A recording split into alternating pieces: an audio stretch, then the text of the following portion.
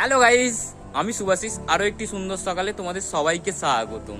আজ আমার 100 ডেজ চ্যালেঞ্জের 56 নম্বর দিন। আজ সকালে মায়ের সামনে হ্যান্ড ব্যালেন্স করে দিনটা শুরু করলাম। তবে মাকে বলেছি আমার দিকে তাকাতে, মা সেই ক্যামেরার দিকেই তাকিয়ে আছে। যাই হোক, আজ আমার কলেজে প্রজেক্ট জমা দিতে হবে, তাই রেডি হয়ে মুড়ি খেলাম। তারপর বাইক নামিয়ে বাইকের তেল একদমই শেষ হয়ে গেছিল, তাই বাইকে তেল ভরালাম।